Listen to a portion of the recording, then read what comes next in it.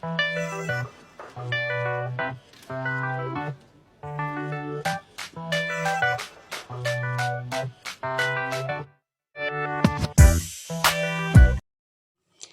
semua, jadi di sini akan membahas tentang gelombang elektromagnetik. Yang kedua, sifat-sifat elektromagnetik. Yang ketiga, ada pemanfaatan gelombang elektromagnetik, dan yang terakhir yaitu spektrum gelombang elektromagnetik. Baik, mari kita langsung saja. Nah, di sini saya akan menjelaskan tentang apa sih itu gelombang elektromagnetik. Jadi, gelombang elektromagnetik adalah bentuk energi yang merambat melalui ruang hampa udara atau media lain dalam bentuk gelombang berdenyut. Nah, biasanya gelombang ini terdiri dari kombinasi medan listrik dan medan magnet yang saling tegak lurus dan bergantung satu sama lain. Gelombang elektromagnetik biasanya dapat dijelaskan dengan menggunakan konsep medan dan partikel subatonik. Nah, gelombang elektromagnetik biasanya juga terbentuk ketika partikel bermuatan bergerak atau mengalami perubahan medan magnetik. Nah, ketika partikel bermuatan bergerak, mereka akan menciptakan medan listrik dan medan magnetik yang saling tegak lurus.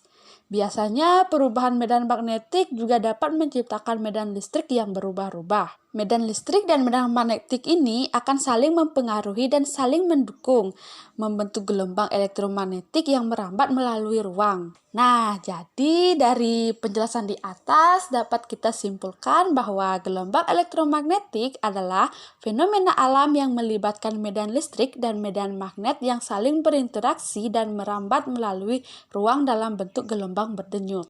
Selanjutnya, sifat-sifat gelombang elektromagnetik memiliki sifat-sifat seperti frekuensi, panjang gelombang, dan kecepatan. Frekuensi adalah siklus gelombang yang terjadi dalam 1 detik diukur dalam hertz. Sifat-sifat frekuensi gelombang elektromagnetik dapat dibedakan berdasarkan karakteristik masing-masing. Kecepatan gelombang elektromagnetik adalah kecepatan dengan gelombang tersebut merambat melalui ruang. Panjang gelombang adalah jarak antara dua titik yang berdekatan pada gelombang, diukur dalam meter. Sifat-sifat panjang gelombang elektromagnetik yaitu frekuensi adalah jumlah siklus gelombang elektromagnetik yang melewati suatu titik dalam 1 detik. Frekuensi dan panjang gelombang memiliki hubungan terbalik, yaitu semakin pendek panjang gelombang, semakin tinggi frekuensi. Selanjutnya, energi panjang gelombang elektromagnetik berhubungan dengan energi yang dibawa oleh gelombang tersebut. Gelombang dengan panjang gelombang yang lebih pendek memiliki energi yang lebih tinggi, sedangkan gelombang panjang yang memiliki energi yang lebih rendah. Yang terakhir, penetrasi panjang gelombang elektromagnetik juga mempengaruhi kemampuan gelombang untuk menembus atau melewati benda. Selanjutnya, manfaat gelombang elektromagnetik dalam kehidupan sehari-hari. Pertama, gelombang radio sebagai penggunaan radio. Kedua, gelombang mikro untuk penggunaan microwave. 3, sinar inframerah untuk remote control dan berbagai barang elektronik. Keempat, sinar ultraviolet untuk membentuk vitamin D pada manusia. Selanjutnya, manfaat gelombang elektromagnetik dalam bidang pertanian. Pertama, sinar ultraviolet dapat membantu proses fotosintesis pada tumbuhan. Kedua, sinar gamma membantu mengurangi populasi hama. Selanjutnya, manfaat gelombang elektromagnetik dalam bidang industri. Pertama, cahaya dapat menggunakan sinar laser untuk mengelas dan memotong lempengan baja. Kedua, sinar inframerah membantu mengeringkan cat kendaraan lebih cepat. Ketiga, sinar X membantu mendeteksi cacat pada logam. Terakhir, manfaat gelombang elektromagnetik dalam bidang kedokteran.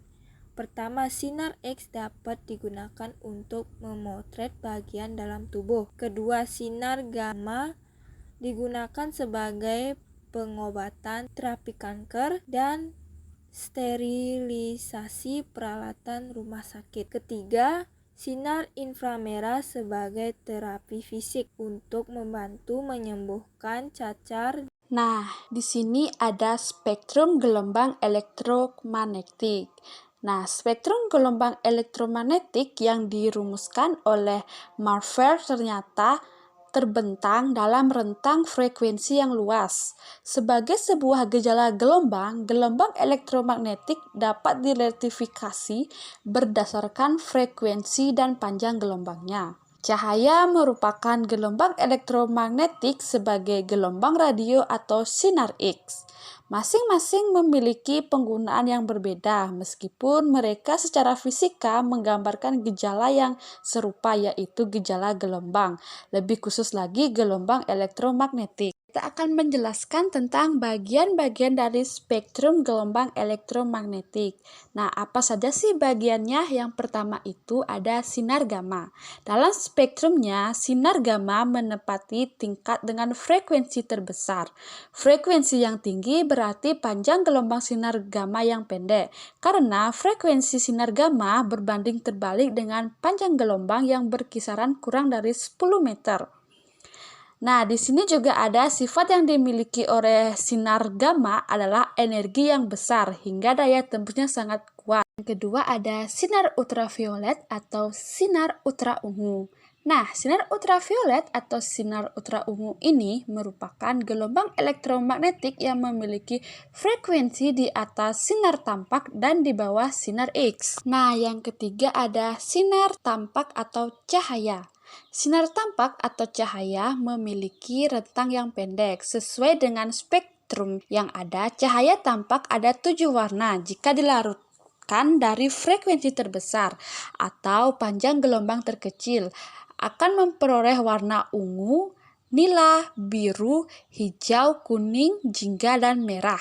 Sinar tampak atau cahaya merupakan gelombang elektromagnetik yang dapat dilihat dan sangat membantu dalam penglihatan. Keempat, ada sinar inframerah. Nah, sinar inframerah ini memiliki panjang gelombang yang lebih panjang atau lebih besar daripada sinar tampak, yaitu sampai meter. Nah, frekuensi dalam gelombang ini dihasilkan oleh getaran-getaran elektron pada suatu atom atau bahan yang dapat memancarkan gelombang elektromagnetik pada frekuensi yang khas. Nah, yang kelima ada gelombang mikro.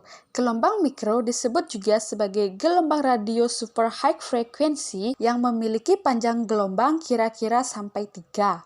Gelombang mikro dirahasikan oleh peralatan elektronik khusus.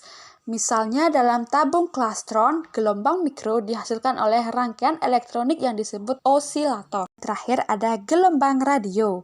Nah, gelombang radio ini diaplikasikan sebagai alat komunikasi yang membawa informasi dari satu tempat ke tempat lainnya. Gelombang radio banyak digunakan dalam bidang komunikasi seperti handphone, televisi, dan radio. Dapat disimpulkan bahwa begitu besar peranan gelombang elektromagnetik yang sangat bermanfaat di kehidupan sehari-hari kita. Nah, jadi secara singkatnya, gelombang elektromagnetik adalah gelombang yang dapat merambat. Energi elektromagnetik merambat dengan gelombang dengan beberapa karakter yang bisa diukur, yaitu panjang gelombang atau wavelength, frekuensi atau amplitude, dan kecepatannya.